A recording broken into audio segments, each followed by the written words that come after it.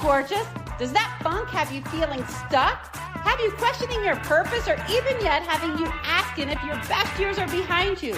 Girl, you have zero obligation to stay in that funk. This podcast is for women who want to get the funk out of here, who want to play bigger, ask for more, and step out of mediocrity. Imagine a life filled with lots of energy, excitement, and filled with funk instead of that funk. This is the After 40 Unfunk Your Mind podcast. I'm your host, Crystal. Let's go! Hi, friends. It's great to be back with you again. How's your week been? My week so far has been full of bad decisions. Yay, me! So Santa brought the girls a ping pong table for outside this past year. And well, Santa did not think about the players wearing out the grass at the end of each side of the table. The grass has been trampled on, leaving muddy pits for people to step in. It's like two big mud holes in our yard at the end of the table, you guys. It has actually become dangerous too, believe it or not. When you go to chase the ball, it can be so slick and you can basically slip and your legs try and go into the splits. I caught myself the other day, thankfully, or I would have been in the hospital. And my little one would actually chase a ball and she would slip and almost cracked her head on the table. So my husband and we tried to come up with a solution to this problem. We created this rectangular sand pit filled with bunker sand like you see at the golf course and put the ping pong table inside this pit. This way, people would stand inside the pit and would have sand under their feet instead of mud. We figured it would be less dangerous too. Sounds great, right? Like playing ping pong on the beach. Well, there are some things we didn't think about, like sandy feet. How or where would people wipe off their feet? We also didn't think about the dog wanting to go under the table and lay in the sand. You guys, he goes under there for shade and wallops, like rolls around in it like a pig in mud and comes out all sandy. We also didn't think about the sand overflowing this little pit and getting all in the yard, everywhere in the yard. And we didn't think about all the sand that would be tracked into our house. If you walked into my house right now, you would seriously think that I live in an oceanfront property with the amount of sand that's in my house. Life is so full of bad decisions. When we reflect on our missteps and poor choices, we unlock such a wealth of wisdom and personal growth opportunities. Like that sand, that will be a no-go in my future. Each bad decision becomes powerful lesson. It offers insights that shape our character, resilience, and decision-making abilities. Like in my example, I will never use sand again for any type of landscaping. The only time it will become a part of my landscaping in the future is if it is naturally there because I bought an oceanfront property. Yeah, baby. There are some key aspects to learn from your bad decisions, like don't let self-judgment or regret consume you, and take accountability. Now listen, the moment I realized the sandpit was not a good idea, I immediately caught my brain going to this. What were you thinking, Crystal? And ladies, I have owned multiple properties, and because of this, my brain also said, you should have known better, Crystal. Never in my dialogue with myself did my brain offer up, nice try, Crystal.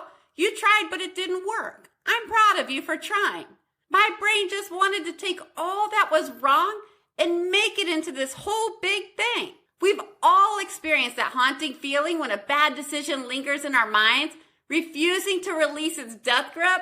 It's as if our thoughts become trapped in a relentless loop, replaying events and endlessly dissecting what went wrong. Ruminating on a bad decision can be a relentless cycle that steals your peace of mind and hinders your ability to move forward. Not only does it keep you in inaction, but it keeps you tethered to the past, dwelling on what you could have done differently or how things might have turned out if you had only chosen otherwise. And I remind you, ladies, the decision has already been made. It's done. Time to move on. But here's the thing. Ruminating on a bad decision, it rarely serves you. It drains your energy, erodes your self-esteem, and prevents you from fully embracing the present and future opportunities that await you. Basically, it keeps you in the stands, ladies, instead of on the court playing your own game.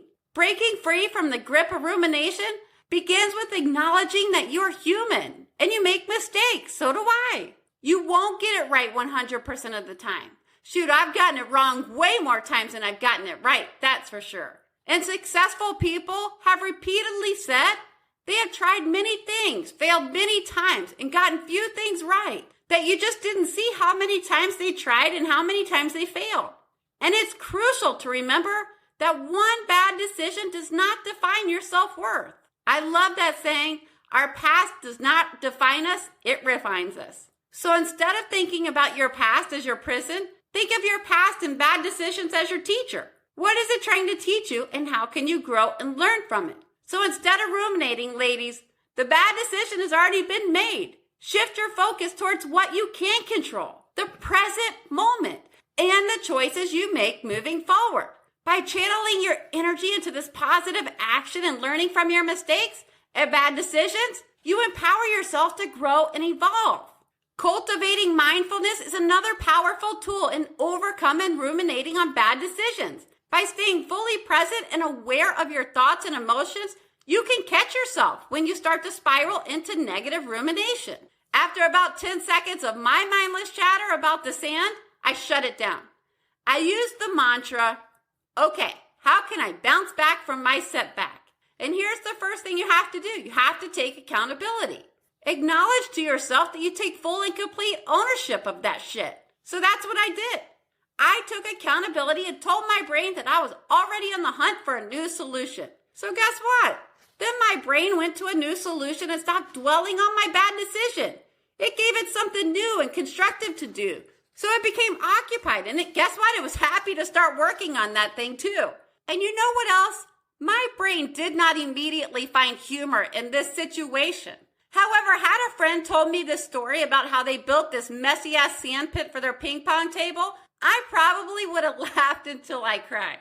Listen, we all have blind spots. We can't see everything. Thus, bad decisions are inevitable. They are no dress rehearsal for life and its events. It just comes at us. We all have those areas of our perception and understanding where we lack complete clarity. And despite our best intentions and efforts, we cannot always make flawless decisions, and that's okay.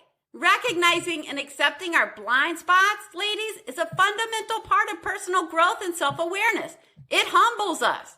Ladies, the world is so complex. And no matter how wise or experienced you become, blind spots, bad decisions will still persist. And guess what? Embracing the reality that you can't always make great decisions will free you from the burden of perfection. How boring would it be if you were perfect? Knowing that we all have blind spots, that we all make bad decisions, encourages us to adopt a mindset of curiosity and continuous improvement.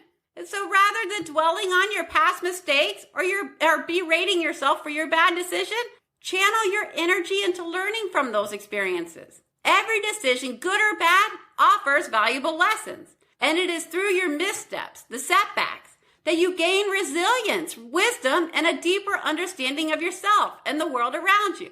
Your imperfect decisions shape you, provide the opportunity to refine your judgment, sharpens your intuition, and broadens your perspectives. And my favorite, acknowledging your blind spots, your bad decisions, encourages humility and empathy towards others, right?